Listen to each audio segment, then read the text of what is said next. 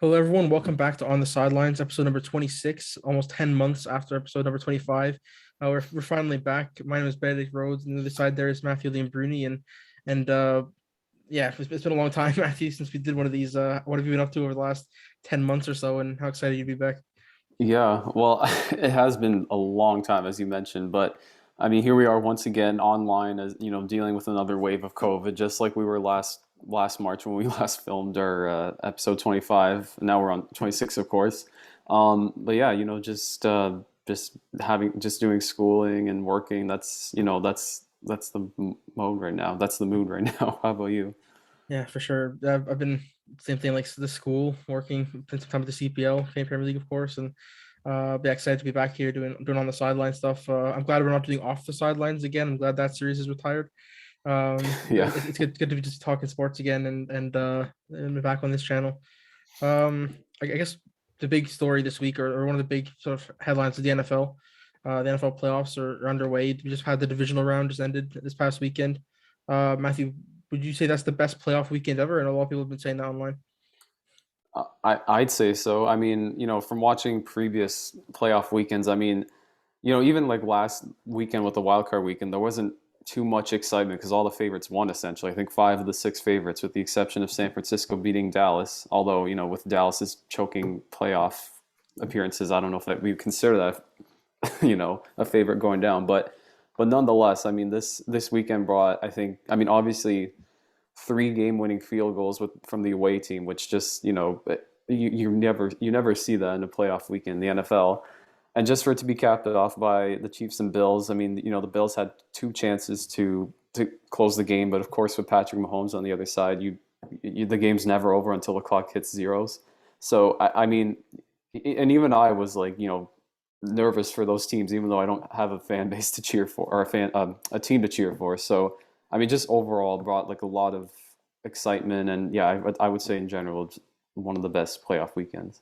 Yeah, you mentioned the three winning field goals and the Chiefs, of course. I think it's 20 something seconds left. They make a huge drive down the field, hit a long field goal, and tie the game, and then the game goes to overtime, right? And you and I both know a lot of Bills fans. A lot of Bills fans are based in this part of the world in Ontario, and I think a lot of people kind of knew when the Chiefs tied up with such little time left, like, oh, here we go again, kind of feeling. And then they go to overtime, and Patrick Mahomes and the Chiefs just get it done. A lot of the discussion this week has been about the overtime rule, whether or not both teams should have had a chance to get the ball. Is that something? What do you think about that? And what do you think about the current overtime rule in the NFL? Yeah, I mean, this conversation even came up 4 years ago when the Chiefs and Patriots were playing the AFC Championship game. I mean, at the time that was, I think Patrick Mahomes' first year in the NFL or second year, I don't know for sure, but that same conversation was brought up at that time, and I mean, then I was saying, I mean, I think everybody was saying that because the Patriots won the game, and I think everyone's saying the same thing now because Kansas City won this game, giving not giving Josh Allen a chance to perhaps drive it down the field and get a tying touchdown. But I mean, I think this weekend has taught me that we should change the overtime rules. I think there should be we should give the other team a chance to possess the ball. I mean, I wanted to see what the Bills were going to do. I mean, with all the excitement leading up to overtime, I mean, I think the NFL would maybe to make the excitement in overtime a little bit better. Maybe don't have the game won on essentially a game winning touchdown. Give the other team a chance to possess the ball, and especially on a coin toss too. What a way to lose for the Bills. Yeah, the Bills seem to always find new ways to lose games, and especially in the playoffs, and especially the Chiefs as well. Of course, I think second year in a row they've lost to them. And a lot of people talk about the CFL overtime, where we saw that in the Grey Cup this year, right, where both teams did get a chance to get the ball even after one team scored. Both teams did get that opportunity. Now also in the NFL, like there's four quarterbacks left, right? There's Matthew Stafford, Jimmy Garoppolo, Joe Burrow, and Patrick Mahomes, of course. Like, I don't think it's a question about which quarterback is the best quarterback left in these playoffs. No disrespect to the other three, but I think it's clear there's Patrick Mahomes, right? Oh, no doubt, no doubt there. I mean, yeah, this is Joe Burrow's second year. I mean, obviously he had a huge injury last year that derailed his season, but this year coming back from that injury. I mean, what a way to come back and have two playoff wins, and being in the AFC Championship game. But yeah, just I mean, obviously Mahomes out of the four quarterbacks is the best though. Um, what do you think was the biggest disappointment, maybe the biggest surprise from these four games? I mean, I don't. It's tough to really answer who was the big disappointment. I mean, you got Tennessee, who got Derrick Henry back, lost that game. You have Aaron Rodgers at Lambeau Field losing that game. Tom Brady at home in Tampa losing that game and almost coming back from a 27-3 deficit against the Rams. I mean, I've got to say, I'm disappointed with Green Bay because just having all the pressure on Aaron Rodgers to win this year was, there's a lot of pressure, of course, and going through all the controversies with vaccines and all that stuff. That's a topic for another day. But you know, it, I mean, there was a lot of expectations coming out from Green Bay, and especially coming off of last year when they lost against Tampa in the NFC Championship game. I think Green Bay wasn't expecting to go out in the divisional playoffs, and I think for that reason, that's my biggest disappointment. What about you? Yeah, I think probably the biggest surprise was that the Rams are beating the Bucks by so much, and Tom Brady had a chance to. Not only did he get back into the game, but that he even was down that much in the first place, and I think getting back into that game and ultimately losing, I think that's pretty disappointing if you're Tom Brady, of course, and but I agree. I think the Packers losing is probably the biggest, maybe not the biggest upset, but probably the biggest surprise, I guess, of the weekend. And the annual tradition now of wondering, is Aaron Rodgers going to come back? Is he going to go somewhere else? Is he going to retire? Which I don't think is going to happen. But the question's out there, I guess. And Tom Brady as well. Is he going to retire? Is he going to come back for another season? Will it be with the Bucks? Like no one really knows with these two. But I suspect we'll see both of them back next season. Yeah, no doubt. I mean, obviously, Tom Brady can play till he's like 65 or whatever. Like, he can play for 20 more years if he wanted to. Um, I guess on the other side, who were you surprised with most out of the three teams that beat the favorites? Who were you most surprised by? Yeah, I don't know. I think again, I think it probably has to be the 49ers beating the Packers. I just think Jimmy Garoppolo isn't very reliable sometimes. Like he's either really good or he's kind of shaky, and I think you never know with him. And you wouldn't pick him as a favorite in a battle of him and Aaron Rodgers, that's for sure. But yeah, they got it done, and again, shout out to the kickers from the Bengals, 49ers, and Rams, all three of them coming up huge with some late field goals in this series. Yeah, I mean, for me, I gotta say Cincinnati because I think there was a lot of Tennessee. Or sorry, I should say Joe Burrow got sacked a lot of times in that game, and I mean, for him to recover like that, I think is very impressive, and especially with a lot of expectations coming out of Tennessee, the one seed in the AFC, for them to you know sort of prove that that they were a true contender, and obviously they didn't show that on divisional round weekend, but yeah, I mean, I gotta say Cincinnati just by the way they fought in the game and how Joe Burrow responded with a pretty good performance overall. Yeah, and Joe Burrow came into the league with a lot of expectations, of course, is coming out of college as well, and to see him sort of get this big huge playoff win, I think is big for him and his career as well, of course, and maybe he doesn't ease the expectations at all, but it kind of proves maybe he can win the playoffs if his team plays well around him as well. Yeah, no doubt. I mean, he's got a lot of great players too, like Jamar Chase, who he relies on. So that's one of the great offensive weapons that the Cincinnati Bengals have. But yeah, we'll just. I mean, I think Joe Burrow's going to have a great career, and this year has already shown it. And yeah, we'll just see what happens come this weekend. And I guess we should shift to championship weekend now with the AFC and NFC championship on the line for of course Kansas City and Cincinnati in the AFC, and San Francisco and LA in the NFC. Um, so yeah, Ben, what are your early thoughts on these games so far, and who do you see having the edge in these two games? Yeah, in the Bengals and the Chiefs, we've already kind of mentioned like Patrick Mahomes is probably the best player left, or the best quarterback certainly left in these playoffs, and I do think that there and especially they're at home as well, right? Kansas City, yeah. Yeah, so I think that's also going to be obviously a huge advantage in their favor as well, of course, and um, I do expect the Chiefs to probably get it done and return to the Super Bowl. On the other side, 49ers and Rams, I think I don't know. I'm kind of cheering for Matthew Stafford because he's had kind of a shaky time in the NFL playing for the Lions, of course, and it's not really a team you can expect to have too much success at. But now he's with the Rams and he beat Tom Brady, right? Like he can do it. So I don't know. I kind of like them. I think Chiefs and Rams would be a good final, a good Super Bowl, and yeah, I think I'll go for those two. What about you? Yeah, I mean, I to be honest, like part of me wants to pick Cincinnati to win this game against Kansas City, but there's just too many offensive weapons. Obviously, Patrick Mahomes, Travis Kelce, Tyreek Hill on Kansas City. So, I mean, for that reason, I'm picking KC. But on the NFC side, I'm gonna pick San Francisco to beat the LA Rams for a third straight time this year. Because obviously, going back to the final week of the regular season, the way San Francisco came back in that game against LA, and keep in mind it was at SoFi Stadium in Los Angeles, so they're already used to winning in that stadium.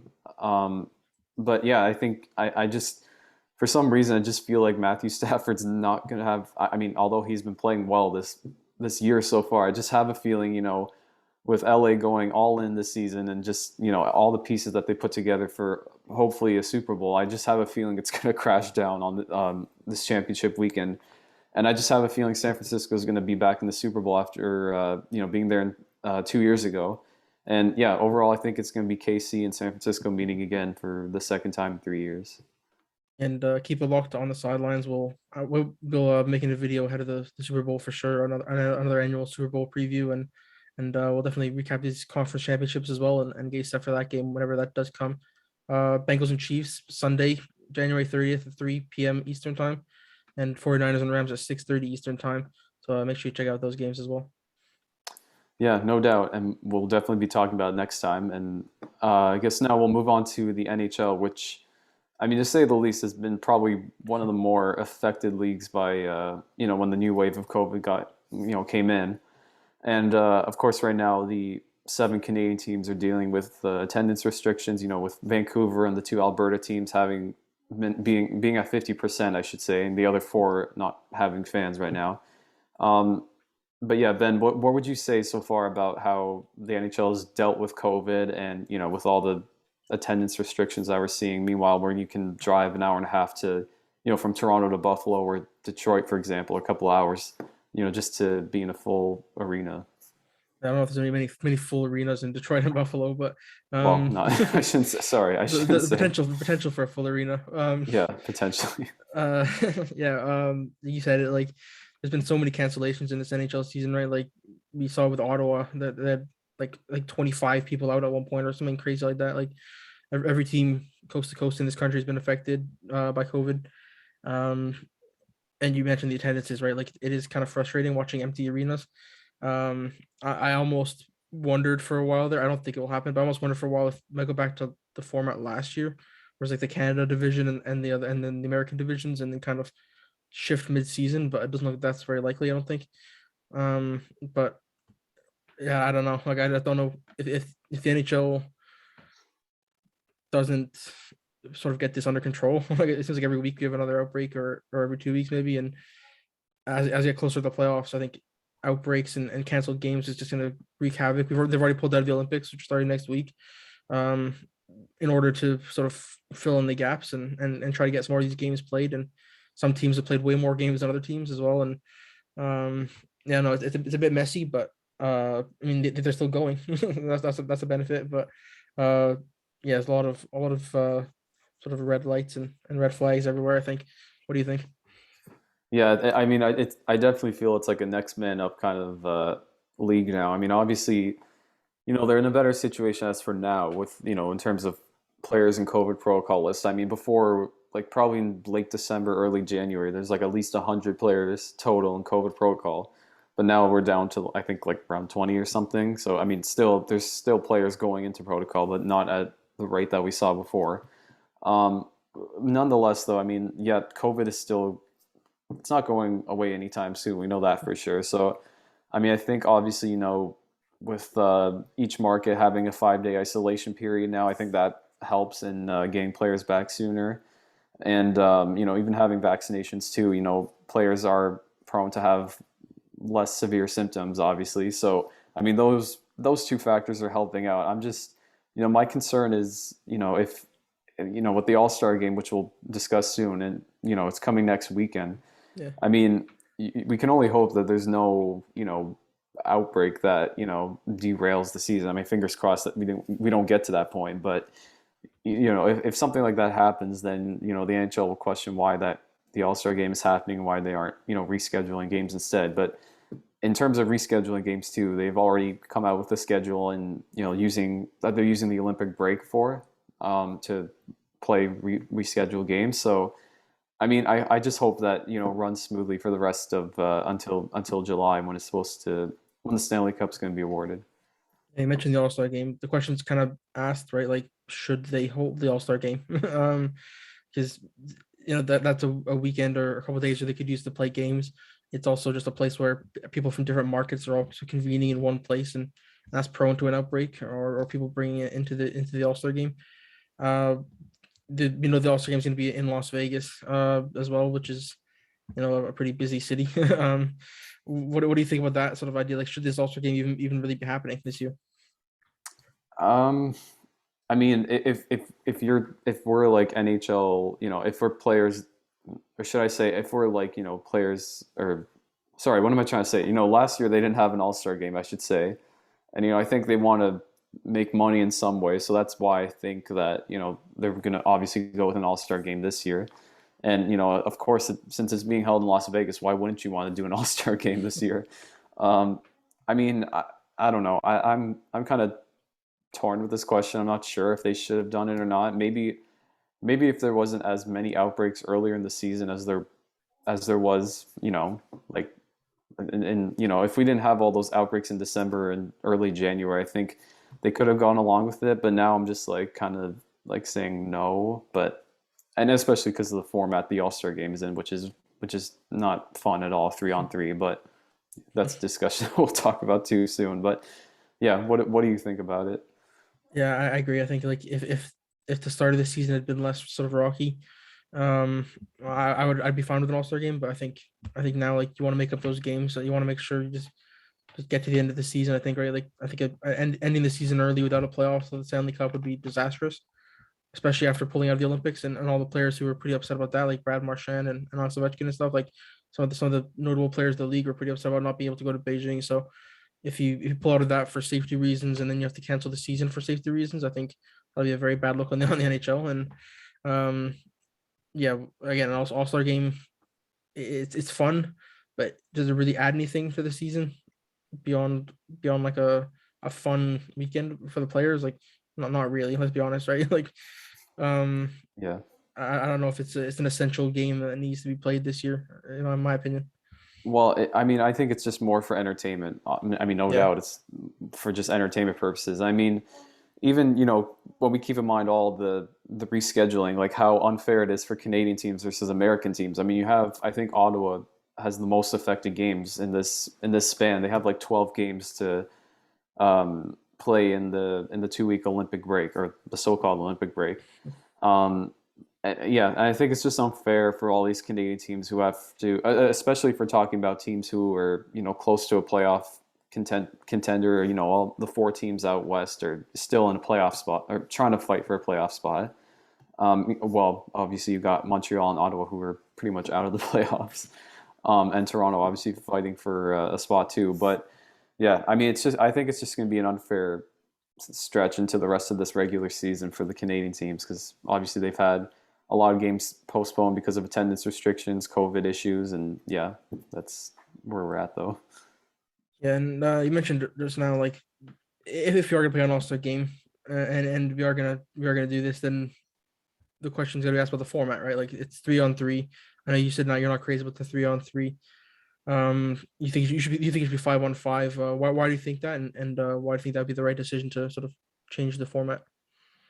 I mean, I think because players will care more. I mean, like when you watch 3-on-3 hockey in the regular season, you don't see as much aggressiveness. Like just usually you see players skating around or just having fun, whatever. I mean, obviously it's pretty much just players having fun on this weekend. But if you want to make it of a more competitive All Star game, you maybe shifting to 5-on-5 would make and even adding some sort of incentive too would, I think would give players, would make players care more. Because I mean, I wouldn't be surprised if we have like a list of players like not going because why? What's the point, right? But I mean, I don't know. That's where I am at though. Yeah, I agree with the incentive. I think like MLB used to do it right, but they've since changed the way where it's like whoever wins the All-Star game gets to host the World Series. I guess it's the more home games in the World Series, Yeah.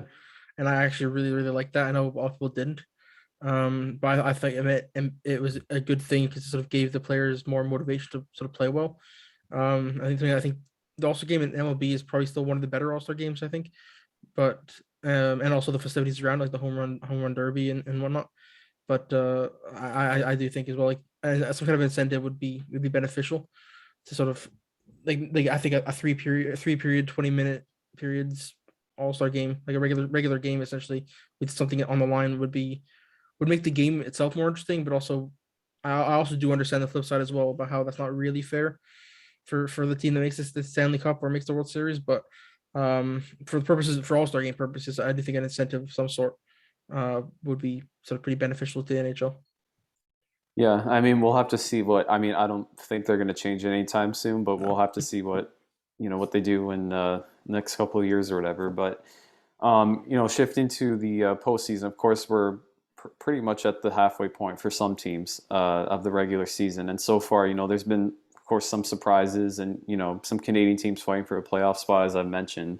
Um, I guess, is there any team right now that you're surprised is doing good or bad, like any team in general? I think the big surprise this season has been the Montreal Canadiens, right? Like they went to the Stanley Cup playoffs the Stanley Cup final last year, and they've been just dreadful this year, right? Like they're sitting dead last in the Atlantic. Um, I think it's pretty hopeless for them now.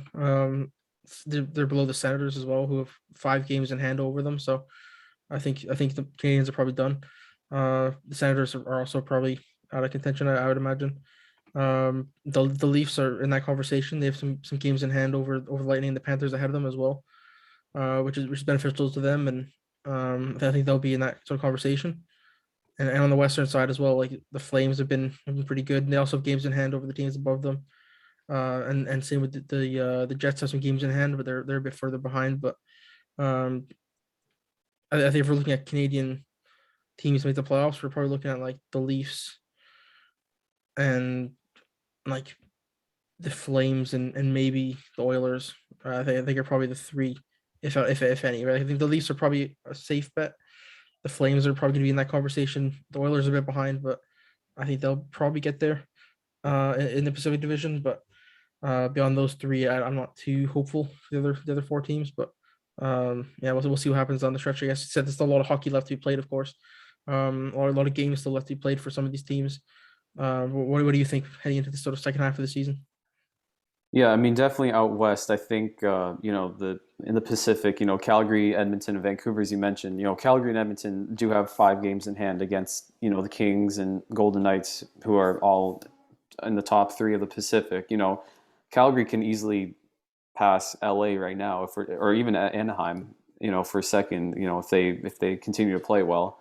I mean, for me, if we're talking about in general, who I'm surprised about, I think it's the Rangers.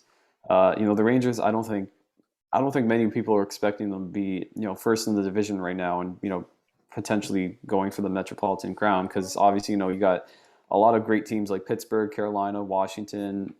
Those three other teams are who we expected to be in the top three, but I don't think no one expected the Rangers to be in the position that they're in, especially with Lafreniere being in his I think second year if I'm not wrong. Yeah. Just the way he and the team performed this year has performed so far this year is it's something great to see, and I think it kind of flashes back to their years when they were in the Cup final. I think it was 2014 against the Kings. So that's kind of one of the surprises, and I think also the Florida Panthers too are also one of my other surprises.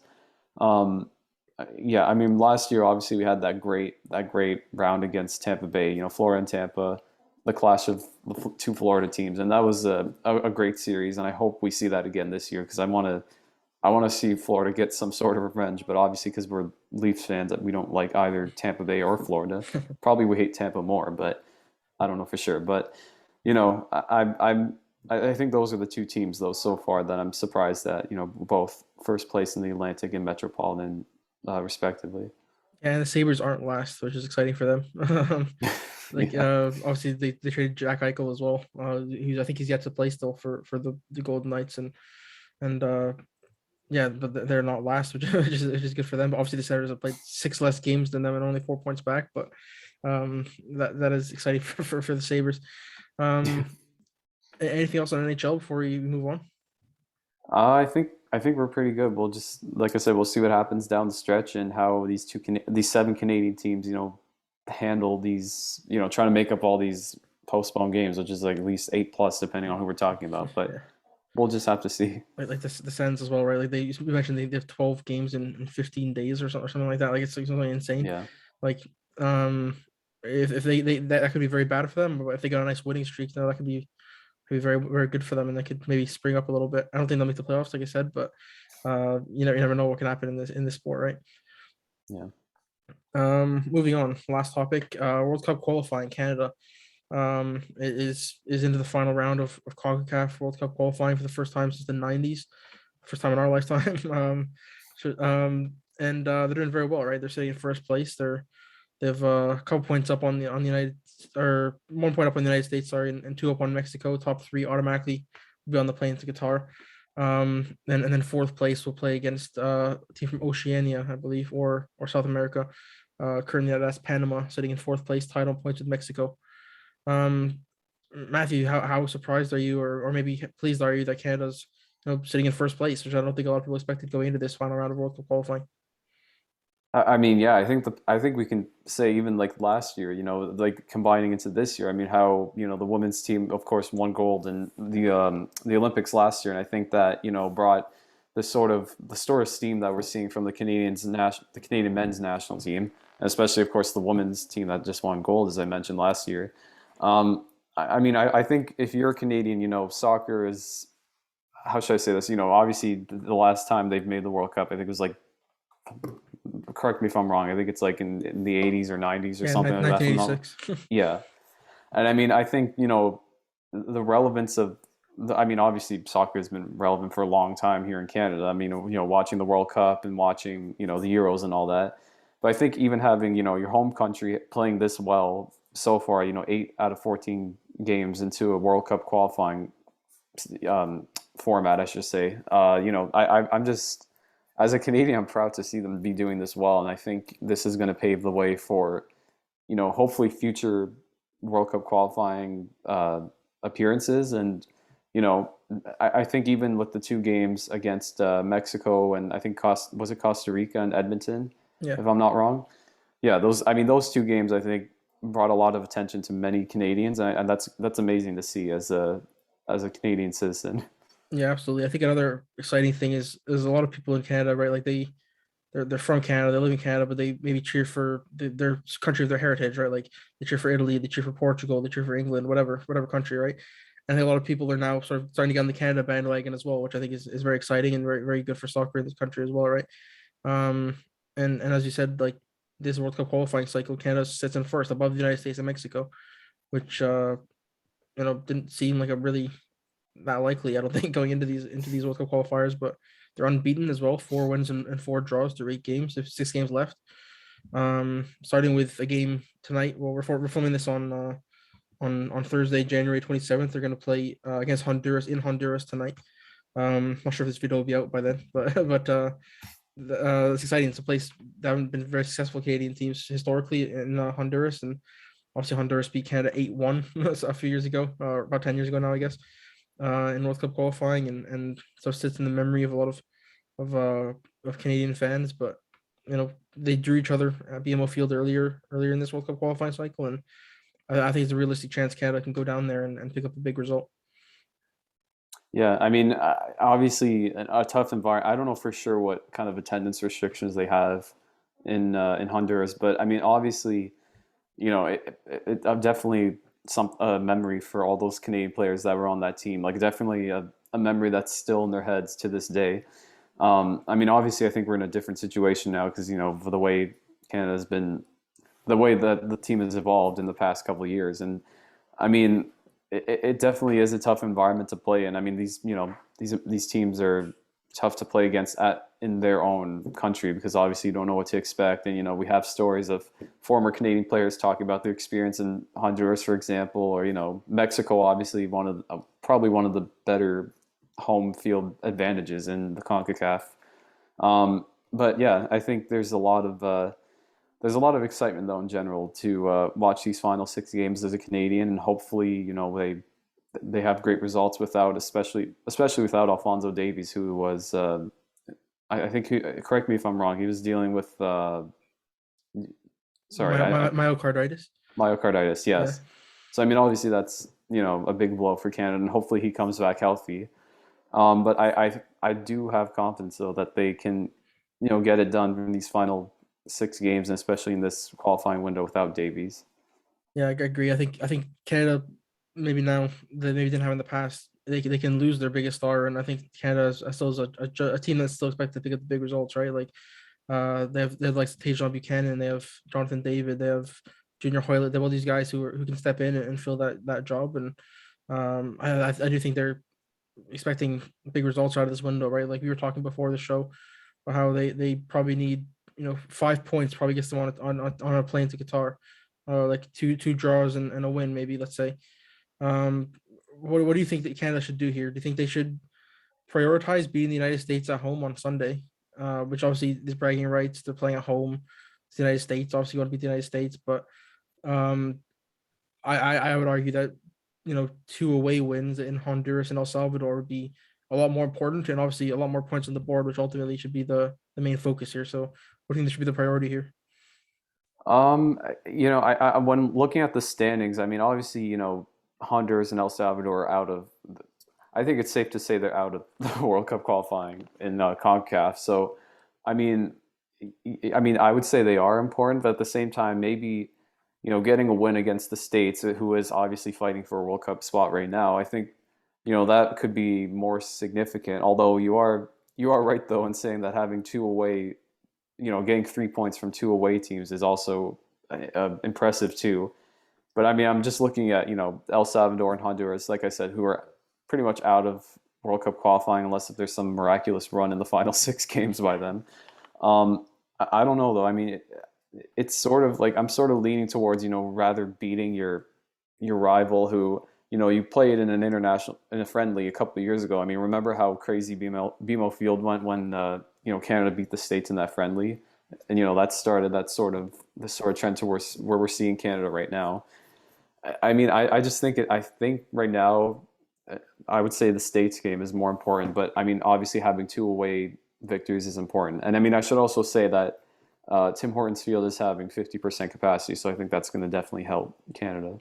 Yeah, definitely. That should be a huge boost. And Tim Hortons Field, when that stadium gets loud, it gets very, very loud. And I think it's exciting for them to be able to have a Canadian national team game, men's national team game. They've had women's games in the past, but having the men's national team there and in such a huge important game as well, I think that's very exciting for them. Um, yeah, I do agree with you that there's kind of two sides to this debate, right? Like beating the United States is obviously the big one, right? It's like it's the one you want, the one you want to win, the team you want to beat more than anyone else.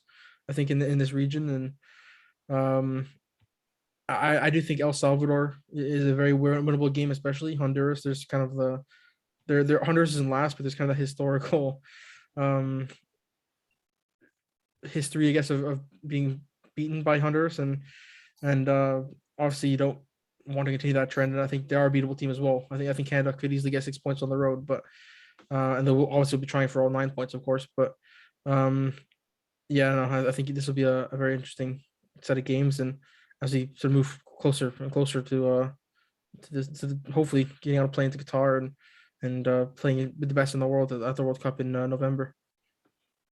Yeah, I mean, no doubt we'll have to see. But I mean, I guess, wondering after these 3 games in this qualifying window, heading into the final 3 games, where do you see Canada placing after those 3 games? Yeah, I don't think it's unrealistic that Canada could still be top of this list, especially if they pick up a draw or a win against the United States, because the United States have a couple of tough games as well. They play El Salvador tonight and then Honduras on Wednesday, so they have the exact same opponents as each other essentially.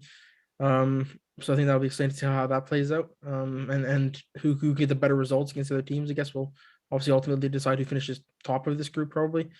Then Mexico play Jamaica, then Costa Rica, then Panama. So I think Mexico a bit of a tougher run of things here. But again, Mexico obviously could beat all three teams and pick up 9 points. They're very capable of doing that as well. But I do think Canada will be probably in that top two with the United States, I would imagine. So depending on how they play against each other on Sunday. Yeah, I mean, I'm gonna say one or two. I mean, you mentioned, the U.S. has a pretty reasonable schedule playing at home against El Salvador and Honduras, so I think that will definitely play in favor of them. But obviously, the Canada-U.S. game on Sunday should determine who's going to be one. And I mean, I'm like I said, it's going to be one or two, either one of those two teams, because I don't see. I mean, although Mexico is pretty close to 1 point off, should I say 2 points off Canada and 1 point off the States. Obviously crazy stuff can happen, and I should also mention Panama is tied with Mexico too, so that should bring a lot of craziness into the next week or so. Yeah, for sure. I definitely wouldn't rule out Panama out of this games either. But I believe Panama has to go to the United States and Mexico still, if I'm not mistaken. So that'll be very tough. The United States still have to go to Mexico as well. They haven't played at the Azteca yet, I don't think. So Canada has kind of the advantage there because they've already been to both those away games and they picked up draws in both away games, which I think are two massive results. They obviously beat Mexico at home as well, which is I would say probably the biggest result of this whole World Cup qualifying campaign for any team in this CONCACAF region, and Canada kind of prove, I guess, that they can kick it with the best of them, and that's obviously a huge result. Yeah, I mean, luckily for Canada, they've gotten the away games out of the way against Mexico and the States. So we'll have to see how obviously that helps them, but we'll have to see how they do now in the next couple months or so. Yeah, for sure. And I mean, also, just outside of the CONCACAF, there's of course the European qualifying, which is now getting into the playoff format. And of course, the big talk coming out of this is who's going to make it outside. If Italy or Portugal is going to make it out of path. I think it's path C in the European qualifying. I mean, you are talking to an Italian, Ben. So, who would you think is going to make it over one of those two teams? Yeah, I'm part Italian too, so I'm gonna go for Italy. Uh, I'll go for Toronto FC legend Lorenzo Insigne. I think we haven't talked about that signing either. That's a huge thing for TFC, but I do think Italy is probably the stronger team. Obviously, they won the Euros, of course. Not that we want to talk about that at all, but yeah, I do think Italy are the stronger team. Portugal, a lot of their success relies on Cristiano Ronaldo, what he can do, of course. So we'll see if the big player steps up in the big game, but uh, I think as a unit, as a team, I do think Italy are a better team, and they won, was it, or they're unbeaten, what, 30 games I think going up into the Euro final, something crazy like that. So I do think they're probably the stronger team here, and we'll get to that next round. I hope Italy makes it. I mean, I don't want to go through another World Cup with no Italy. I mean, I also do know some Portuguese people, and obviously, if you're from Southern Ontario, obviously Italy versus Portugal is probably brings a lot of craziness out of people. I mean, we were close to seeing that last year. I think it was in the quarterfinals in the Euros. We were close to seeing both teams play each other. So, um, I mean, I hope Italy makes it as an Italian, but you know, Portugal has Ronaldo, so that will no doubt help them. Um, but yeah, I mean, I've got to say Italy for now, but maybe things can change if Italy loses to Turkey before they would meet up essentially, or if Yeah, Portugal loses to I think it's Macedonia if I'm not wrong. yeah, I believe so. Yeah, so I mean, Portugal and Italy should beat their games respectively in the first game, but the second game, like I've got to say Italy for now. Yeah, someone wants England to win. I'd be happy if neither make it. I hope it's Macedonia and Turkey, but as someone who's part Italian, obviously, Italy's the team I'm going for there every day of the week. Yeah. And I mean, yeah, I mean, obviously coming off that huge Euro win last year, I mean, we'll have to see how that how Italy responds to all the and especially because there's been some disappointing results in this World Cup qualifying window. I think they tied against like Northern Ireland or something like that, Yeah, that got Switzerland into the automatically into the World Cup. So yeah, I mean, we'll just have to see how they do. Hopefully, they have their full roster come March. Yeah, I think if you're Italy and Portugal, you're probably disappointed that you're in this stage in the first place. Like, I think that's probably pretty disappointing, especially if you're Italy. I think you have coming off the Euros, and yeah, well, again, like you said, we'll just have to wait and see really what happens here over the next couple weeks and months. I think the draw for the World Cup is April 1st, if I'm not mistaken. So, uh, there's not much time left until until that happens, and we'll be interested to see over the next couple of months, who gets it done and who doesn't. Hopefully, Canada's on that plane as well. Yeah, hopefully they won't have to worry about the playoff against I don't know who the team they would have to face from the continent is from, but just get into top three. That's all that matters if you're Canada. Exactly. You don't want to be in that fourth place, but I believe that it'd be Oceania or South America. So you're looking at probably Oh, New Zealand, or I believe it was Colombia was kind of the one expected to finish in that playoff spot. So oh, you never know. I think Canada could beat New Zealand, but Colombia I think would be a much more difficult challenge. And again, if you're Canada, you probably almost in a way want to be able to know you can beat those teams, but I think you'd rather test that theory at the World Cup rather than in the playoff for the World Cup. So yeah, yeah, hopefully Canada just finish top three and get that done that way. yeah. Just play it safe, get it done, get top Exactly. three. That's all that matters. Score some goals in the process, beat the United States, and you're on the plane to Qatar. Yeah, for sure. Anything else on the World Cup qualifying? No, I think we're good there. We'll just like I said, we'll see what happens come the next couple months, and hopefully Canada and Italy qualify for the World Cup. Yeah, so I mean, that's it for episode number 26 of On the Sidelines. Then I think we'll make sure it's not 10 months before the next episode. Thanks for sticking with with us all this time, and yeah, make sure as well. Of course, we haven't even touched on next week is the Olympic start, Beijing 2022. Matthew and I will be doing a podcast for the True North podcast, which is another sort of venture of mine. We'll be doing that as well, so stay tuned for that. And yeah, but for now, On the Sidelines, thanks for watching, and my name is Benedict Rhodes, And I'm Matthew Lee and Bernie. and yeah, thanks for watching episode number 26 of On the Sidelines.